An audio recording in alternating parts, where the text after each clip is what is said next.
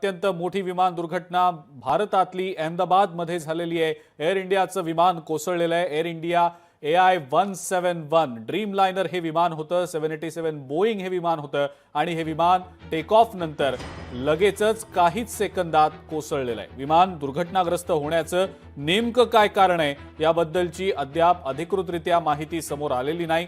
मात्र सध्या मदत आणि बचाव कार्य युद्ध पातळीवर केलं जात आहे। आतापर्यंत 100हून अधिक मृतदेह बाहेर काढले गेलेले आहेत आणि आता मृतांचा आकडा आणखी वाढू शकतो अशी देखील माहिती मिळते। 230 प्रवासी आणि 12 क्रू मेंबर्स या विमानातनं प्रवास करत होते। 169 भारतीय आणि 53 ब्रिटिश प्रवासी होते। 7 पोर्तुगीज आणि एका कॅनेडियन नागरिकाचा यामध्ये समावेश होता। या संदर्भातल्या अपडेट्स सातत्याने आपण लोकशाही मराठीवर पाहतोच आहोत। केंद्रीय गृहमंत्री अमित शहा आता अहमदाबादच्या दिशेने याआधीच निघालेले होते। थोड्याच वेळात ते अहमदाबादमध्ये दाखल होतील। तिथल्या सगळ्या परिस्थितीचा ते आढावा घेणार आहेत। कदाचित पंतप्रधान नरेंद्र मोदी हे सुद्धा गुजरातमध्ये जाण्याची शक्यता आहे।